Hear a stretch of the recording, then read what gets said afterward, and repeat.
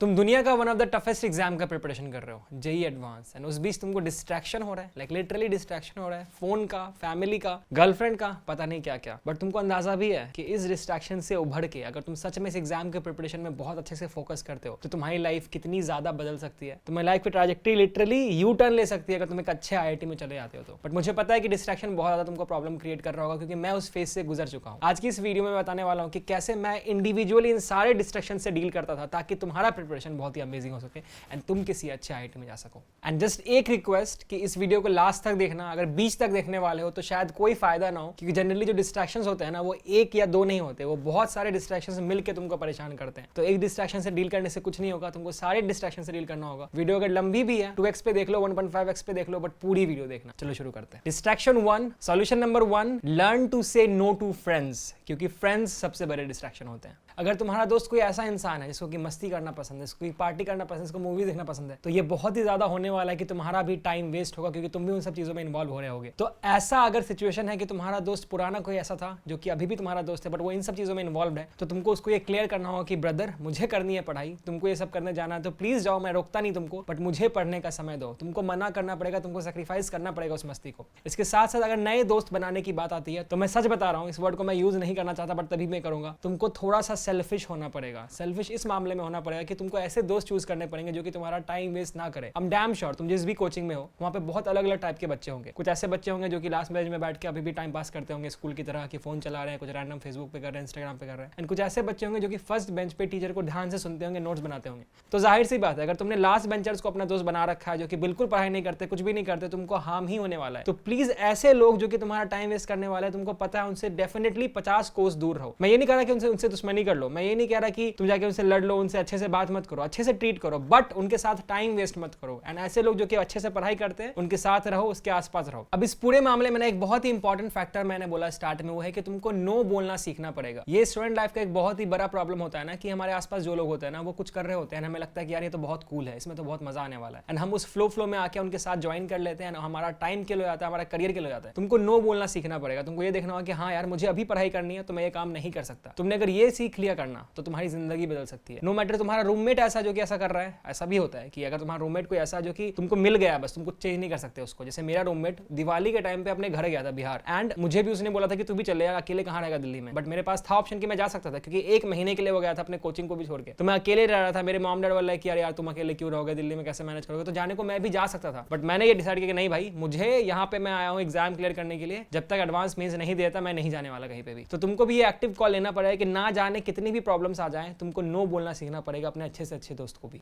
अब तुम्हारा जो नेक्स्ट डिस्ट्रैक्शन है उस पे आने से पहले एक चीज मैं बताना चाहता हूँ कि कोई भी जो स्ट्रॉन्ग बिल्डिंग होती है ना, वो बिल्डिंग स्ट्रॉन्ग तभी होती है अगर उसका फाउंडेशन बहुत स्ट्रॉन्ग होता है। बहुत सारे ऐसे बच्चे जो कि भी क्लास 10th में है एंड वो IIT JEE क्लियर करना चाहते हैं। ऑब्वियसली तुम्हारे पास ये ऑप्शन है कि तुम 11th में प्रिपरेशन शुरू करो, 12th में प्रिपरेशन शुरू करो, या फिर तुम डायरेक्टली आगे ड्रॉप कर दो तब जाके प्रिपरेशन शुरू करो, जो कि मैंने किया था, बहुत बड़ी गलती थी वो। बट अगर तुम अभी क्लास 10th में तुम प्रिपरेशन अपना अभी से शुरू करते हो तो तुमको अंदाजा भी नहीं है कि तुम कितना आगे बढ़ सकते हो ऑलरेडी अपने प्रिपरेशन में। और इस चीज के लिए अकेडमी लेकर आया है क्लास 10th के बच्चों के लिए अर्ली ग्रोथ बैच। ये एक बहुत ही अमेजिंग बैच है जो कि तुम्हारे फाउंडेशंस को इतना स्ट्रॉन्ग कर देगा कि जो तुम्हारा गैप है 10th और 11th का वो तुमको फील ही नहीं हो। तुम जब 11th में आओ तुम उन टफ लेवल क्वेश्चंस को इजीली सॉल्व कर पाओ। ये बैच तुम्हारा 2025 JEE में अच्छा रैंक लाने में बिल्कुल हेल्प करने वाला है, क्योंकि ये बैच की जो USPs है वो बहुत ही अमेजिंग है। अगले 3 साल के लिए तुम्हारे पास सारे क्लास रिकॉर्डिंग का 24/7 एक्सेस होगा। जो तुम्हारा कॉस्ट है वो भी बहुत कम है, इट्स ओनली 45,000। तुम्हारे पास 30+ DPPs होंगे, 8 लाइव टेस्ट होंगे एंड 25 क्विजेस होंगी, followed by analysis classes in your first 3 months. बहुत सारे टेस्ट सीरीज हैं जिसमें कि तुम अपना रैंक लाइव देख सकते हो ऑन द स्पॉट जब तुम क्वेश्चंस को सॉल्व कर रहे हो। इसके साथ साथ there is in class doubt resolution, मतलब क्लास के एंड में 10 मिनट होता है जब तुम एडुकेटर से डायरेक्टली अपने डाउट्स को क्लियर कर सकते हो, अलग से आके टाइम वाइम लेने की जरूरत नहीं पड़ेगी। तो इन सारे फीचर्स को अवेल करने के लिए you should definitely check out this batch, be a part of this batch. The link is in the description and you have to use code NOVAFAM, क्योंकि इस कोड को यूज करने से तुमको अनअकैडमी के सब्सक्रिप्शन पे 10% डिस्काउंट मिलता है और भी बहुत सारे फ्री बेनिफिट्स मिलते हैं। अब वीडियो में आगे बढ़ते हैं। नंबर 2, घर एंड रिलेटिव्स। तो ये केस मानते हैं कि तुम घर से दूर रहते हो एंड तुमको घर वालों का कॉल आता है, फिर रिलेटिव्स का कॉल आता है। कॉल आते ही तुमसे वो ये पूछते हैं कि तुम्हारा परफॉर्मेंस टेस्ट में कैसा आ रहा है, तुम कोचिंग में कैसा परफॉर्म कर रहे हो, इस बार IIT क्लियर हो जाएगा ना। ये बहुत ही कॉमन क्वेश्चन है जो कि हर पेरेंट्स हर रिलेटिव्स पूछते हैं कि कैसा परफॉर्म करने वाले तुम IIT JEE एडवांस। तो द आंसर जो कि तुमको देना चाहिए, तुमको ये देना चाहिए कि सब कुछ सही चल रहा है। आई नो कि तुमको बहुत सेल्फ डाउट होता होगा, अरे यार घर वालों को मैं क्या बोलूं, बट घर वाले भी एक्चुअली डरे हुए हैं, ठीक है, उनको भी तुम्हारी चिंता है, वो चाहते हैं कि तुम बहुत अच्छा करो, इसलिए वो तुमसे ऐसा पूछते हो। अगर तुम उनको सब कुछ बताने जाओगे ना तो होगा ये कि वो पैनिक करेंगे, ठीक है, एंड तुम ऑलरेडी पैनिक कर रहे हो। अगर तो तुम्हारे पेरेंट्स अंडरस्टैंडिंग है डेफिनेटली शेयर करो, बट बट अगर वो अंडरस्टैंडिंग नहीं है तो उनसे शेयर मत करो, किसी और मेंटर से शेयर करो जो कि अंडरस्टैंडिंग है। मैं तुमको बस ये बोल रहा हूँ कि तुम उनको ये बोलो कि सब कुछ सही चल रहा है एंड मैं अपना 100% दे रहा हूँ, जो कि तुम सच में दे रहे होगे। तो ऐसा नहीं कि तुम झूठ कर रहे हो, कुछ गलत नहीं कर रहे हो, तुम बस बता रहे हो कि तुम अपना 100% दे रहे हो एंड सब कुछ सही होना चाहिए, कुछ झूठ नहीं बोल रहे हो तुम बस ये कर रहे हो कि उनको भी दिलासा दे रहे हो एंड खुद भी किसी प्रॉब्लम में नहीं फंस रहे हो। टेस्ट की बात आती है, तुमसे ये पूछते हैं कि तुमको एडवांस में कितना आने वाला है, क्या करने वाले, तुम बोलना कि रैंक 1 आने वाला है। अगर रिलेटिव्स पूछ रहे तो डेफिनेटली बोलना रैंक 1 आने वाला है, फाड़ दिया। ज्यादा क्या होगा, कुछ अच्छा रैंक नहीं आएगा या कुछ प्रॉब्लम होगी तो तब कोई केयर ही नहीं करेगा यार। पर तुम जरा सा भी कुछ बताने जाओगे ना कि हाँ यार मुझे ये प्रॉब्लम हो रहा है, तो बस बात का बतंगर बनने वाला है। रिलेटिव्स कुछ नहीं करेंगे, इसको उसको बताएंगे, घर वालों को कंप्लेन करेंगे, तुम और सिरदर्द लेके बैठ जाओगे। तो प्लीज इससे दूर रहो। अगर तुम घर पे रहते हो तो एक चीज तो बहुत कॉमन है कि तुम्हारे मॉम डैड तुमको कभी कभी बीच में छोटा छोटा काम बोल देते होंगे कि हाँ मुझे पूजा करना है तो ये सामान ला के दे दो, चाय बना दो या कुछ कर दो। मेरे साथ तो ऐसा होता था। तो ऐसे केस में तुमको अपने मम्मी पापा को क्लियरली जाके बोलना पड़ेगा कि देखो मम्मी पापा, ये मेरा पढ़ने का टाइम है इतने से इतने बजे तक एंड इस बीच में कोई भी काम नहीं कर सकता। अगर आपको मेरे से काम करवाना है तो इस बीच आइए, मैं कर दूंगा, बट अभी इस समय मैं कोई भी काम नहीं कर सकता। तुमको ये आइडेंटिफाई करके बताना पड़ेगा अपने समय के बारे में। इसके साथ साथ अगर तुम्हारे घर पे कोई रिलेटिव्स आते हैं, मम्मी पापा के फ्रेंड्स आते हैं, तो प्लीज किसी और रूम पे जाके पढ़ लो। एंड अगर तुम्हारे केस में ऐसा है कि तुम्हारा घर बहुत छोटा है, क्योंकि मेरे केस में है, कितना छोटा था मेरा घर जेईई प्रिपरेशन के टाइम पे,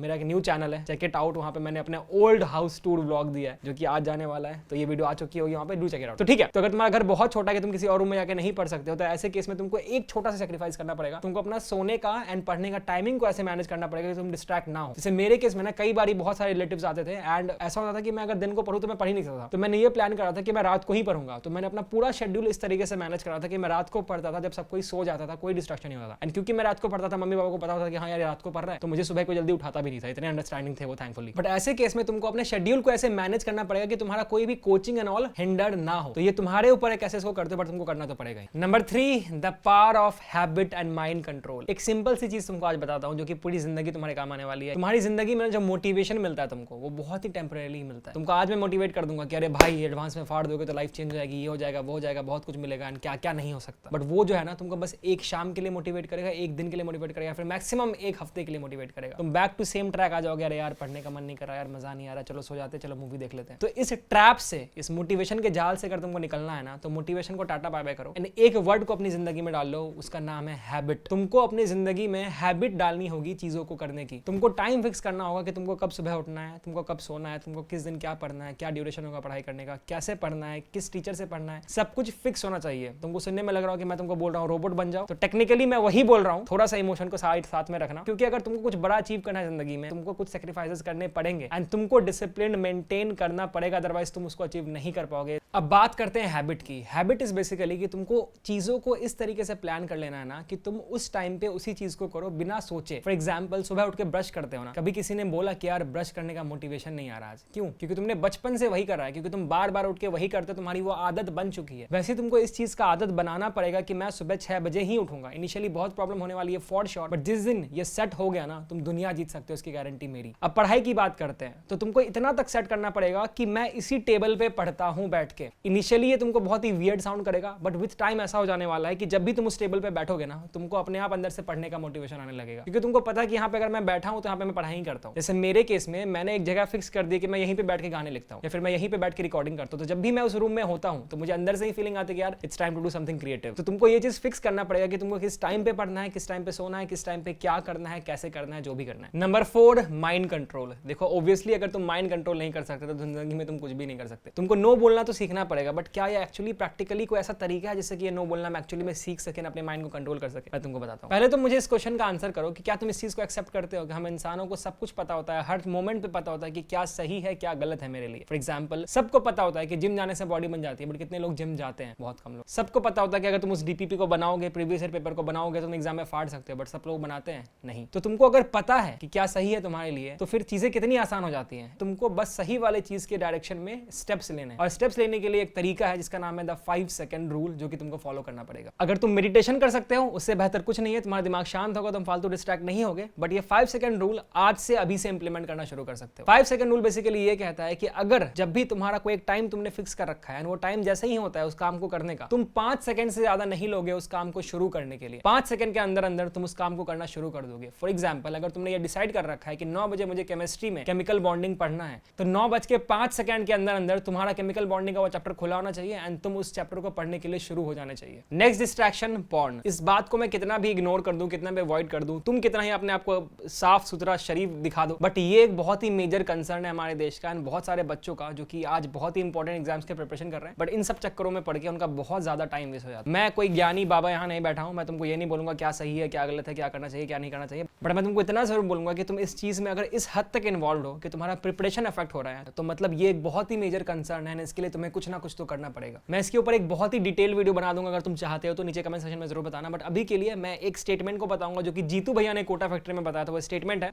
मास्टरबेशन की लत नहीं होनी चाहिए, वो गलत है। जैसे अपने सारे नेचुरल रिचुअल्स होते हैं, खाने पीने सोने सबका टाइम होता है, इसका भी होगा। ये कभी भी कहीं भी नहीं होगा, ऐसा नहीं कि कहीं भी हो रहा है, रूटीन का पार्ट होगा। और जब होगा तो इसको लेके गिल्टी फील नहीं करना है, डिप्रेस नहीं होना है, वरना पढ़ाई में ज़्यादा दिक्कत होगी।